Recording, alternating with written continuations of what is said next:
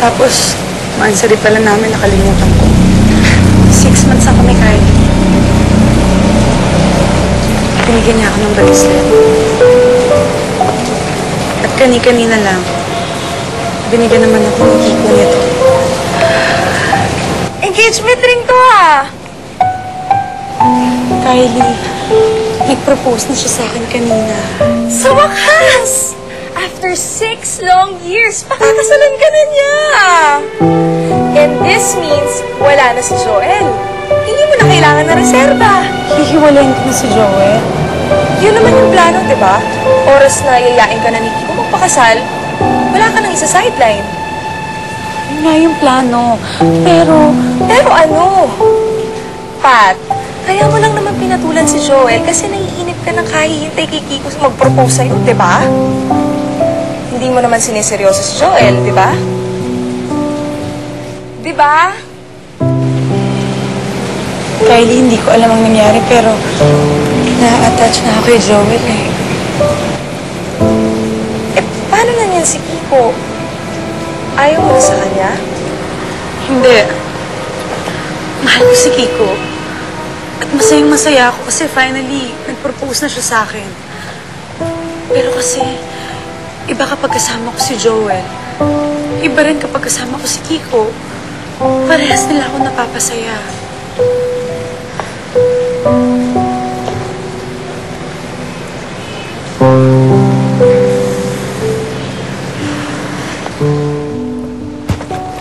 Bye, Kiko. Good night. Teka. Kailan mo gusto planuhin yung kasal? Magpaplano na tayo. Eh, hindi pa nga natin alam kung sigurado ba na gagawin talaga natin to eh. Pat, ikaw ang gusto nito. Ikaw ang tanong ng tanong. Kung kailan tayo papakasal? Ano yun? Ngayon kasi marami na akong ibang inaasikaso. Hindi ko alam kung talagang ready na ba ako. So ayaw mo pakasal?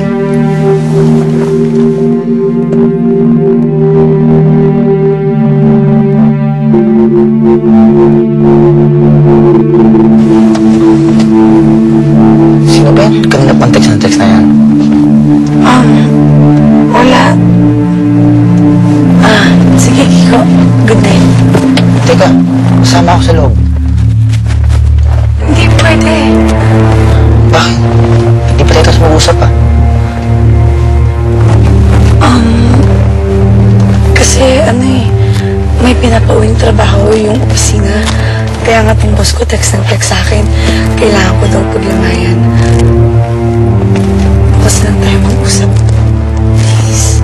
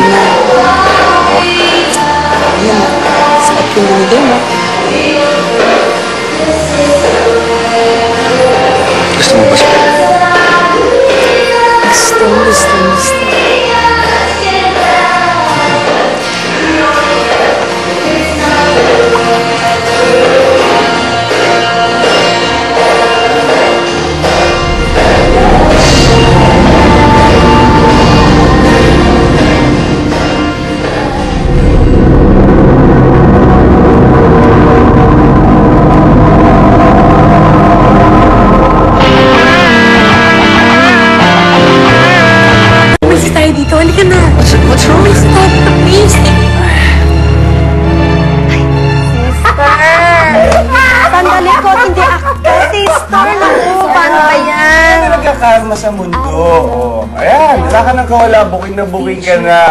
Ay, nako. Tingnan mo, kaya mga babae kayo, hahanap pa kayo ng lusot. Tingnan natin. Alam mo kung nakatawa ka, para kang mga lalaki hindi gumagawa ng kasalanan. Oo na nga. Oo nga, may kasalanan. Huwag mo na masyado idukdok. Dapa na nga eh. Idudukdok mo Ganun pa. pa rin ginagawa. Ay, basahin na natin Tingnan mo yung to. susunod na mangyayari. Okay, eto na.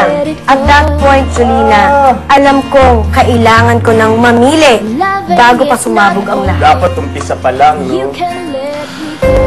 Oh, akala ko ba manonood tayo sa sine? Oo nga, namili ka dito. Akala ko ilalabas mo ko. Gastos lang yan eh. Alam mo, kailangan natin magtipid para makaipon tayo sa kasal natin.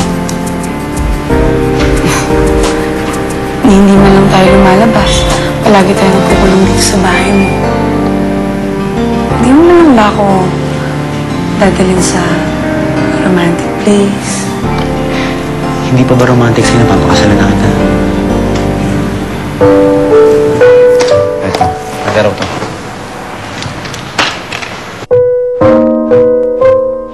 Dito na ba ang lugar ko? Sa tabi niya.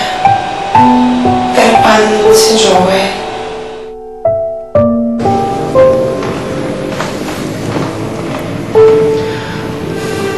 Bukas na pala ng gabi. May family dinner kami. Kiko, may meeting kasi ako bukas. Palagi ka na lang busy. Kung hindi ka late, hindi mo ako sinisipot. Ano ba yung naasikaso mo? Wala ka ng oras para sa akin. Kiko? Kailangan mo ako samahan doon. Ayaw ko palang i-announce kila mami. May kakasal na tayo. We have to be there. Okay?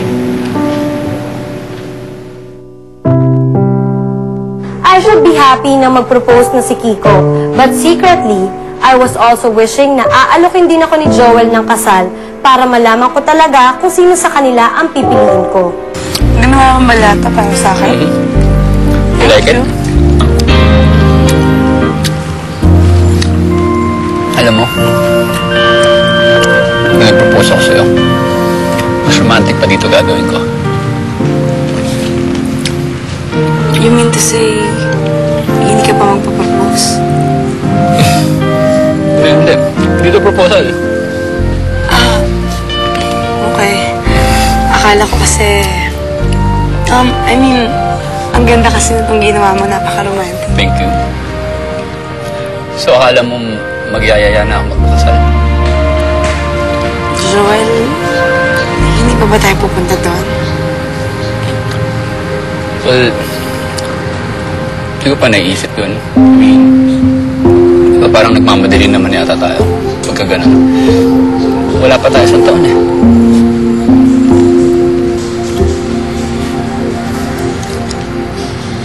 Alis ka na naman.